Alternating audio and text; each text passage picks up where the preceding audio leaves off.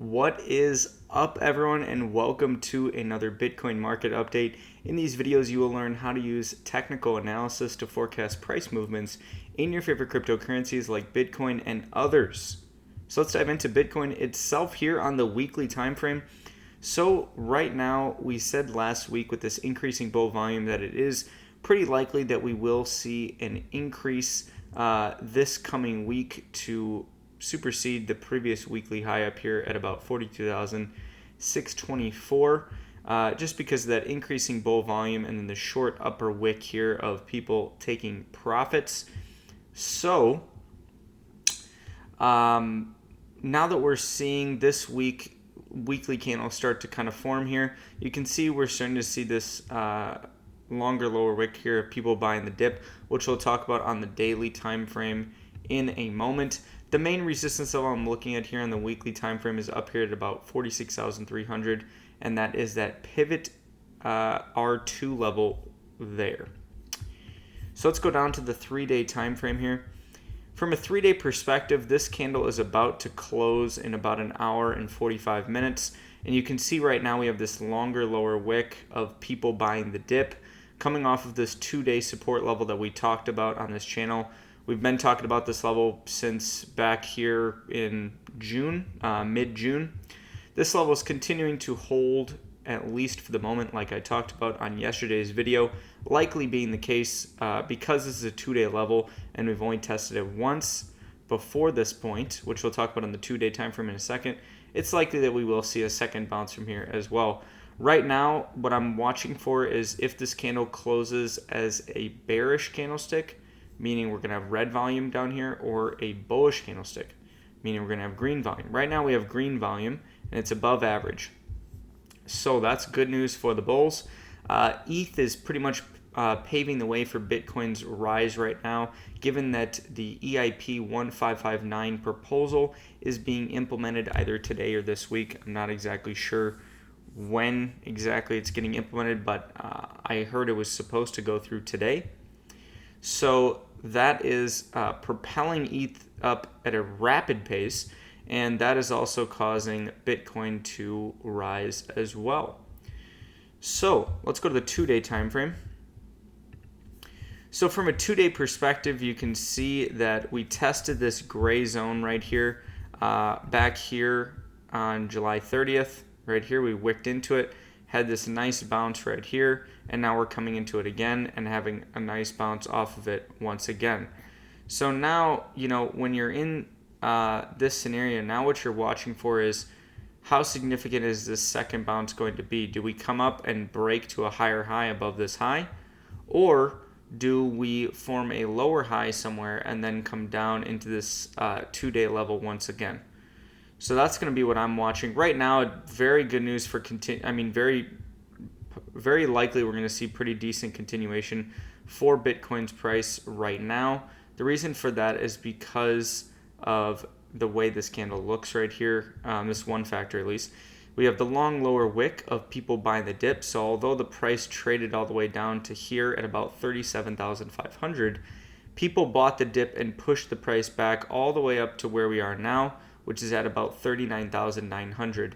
Also, if you guys are wondering why my candlesticks are white and black and not green and red, this is something I've talked about, I think, before on some of these videos at least. The reason why I do that is to remove my biases associated with the colors green and red.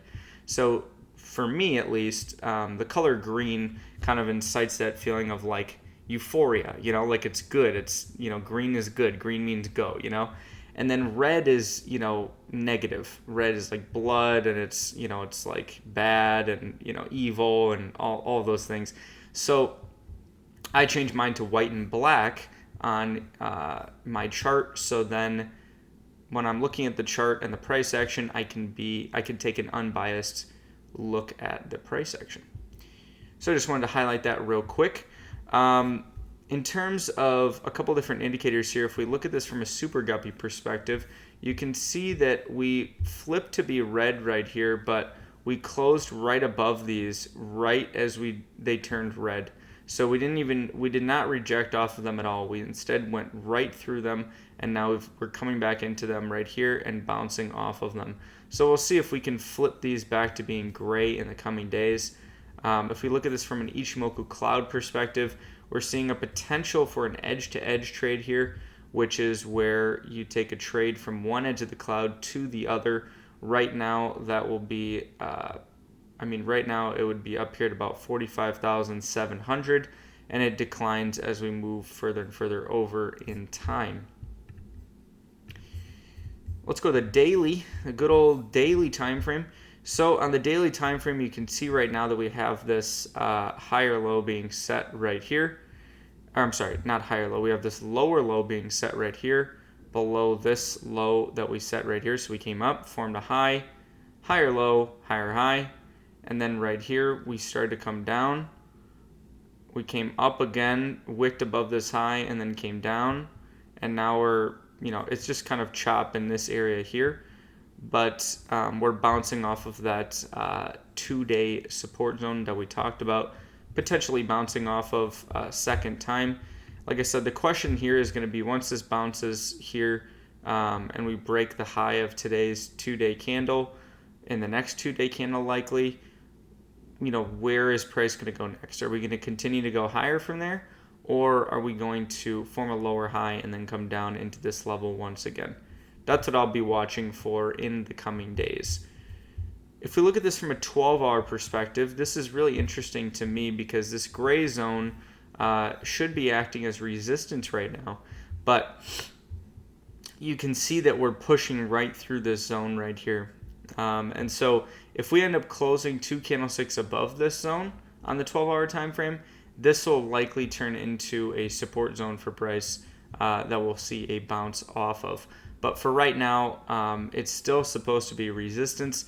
You can see we're pretty far through it at this point. We've even pushed past the hourly pivot level as if it was non-existent.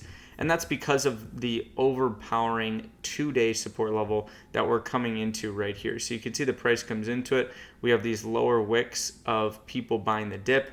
And then subsequently this candle opens after we have this doji candle. If we know how to read doji candles, we know that signals indecision in the market. And so once we see that indecision at the end of this drawdown, the candle opens and it's all bulls from there. So if we get 2 candle closes above this gray zone, it'll likely turn into support. If we don't, then it's, in my head, it's still resistance, even though we're pretty much like almost through it at this point. So it's almost negating this as a potential resistance level. Above that, beyond that gray level, is this yellow resistance level up here, and this is from about 43,000 up to about 45.8. So that's going to be our next resistance level. And you can see it's untested, so we haven't tested this yet. So I would anticipate some sort of rejection off this level on the first test. So we will see what we get, Johnson. All right, 4-hour time frame. If we look at this from a 4-hour perspective, 4-hour perspective, we have 37,480, 37,472. So right here you can see what happened was we had kind of a double bottom here, and then we have this rise in price. So now the question is, when are we going to come down to form our higher low on the 4-hour time frame? Because we are seeing this declining bull volume here on this rise in price. So that's what I am keeping an eye on the 4-hour time frame, is where is that higher low going to be set. In terms of support, this black candlestick back here was our main support level that we bounced off of here and here.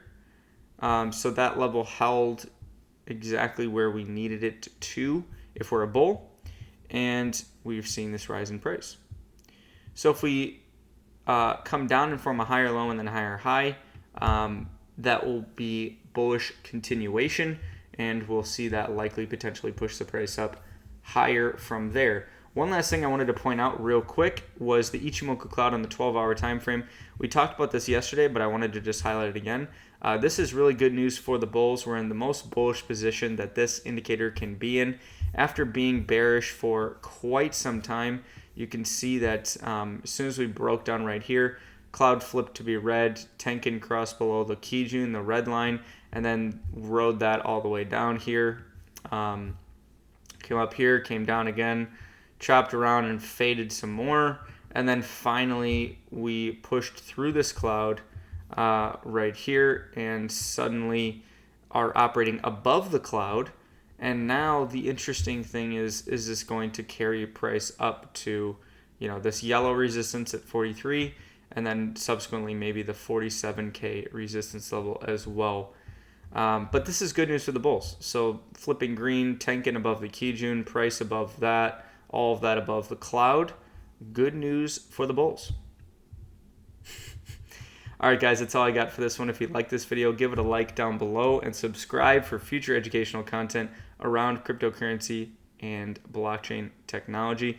If you have any videos that you would like to see us put out, leave them in the comments section below with any ideas you'd like for us to cover. It doesn't have to be related to technical analysis. It could be related to really anything related to cryptocurrency and blockchain technology. Maybe you want to see, a simple educational video on what is cryptocurrency or what is blockchain technology, or all the whatever topics you're interested in related to cryptocurrency and blockchain technology. And the other thing I wanted to briefly mention was our Leutheria Signals channel. So this is where you can get unlimited access to all of our trading ideas related to Bitcoin and Ethereum. And you can do that by sending an email to team@leutheria.com, and we'll send you the form that you need to get started joining that Discord channel. And once you're in, you'll get unlimited 24/7 access, like I said, to all of those trading ideas. So check it out, folks. And until tomorrow, onward and upward.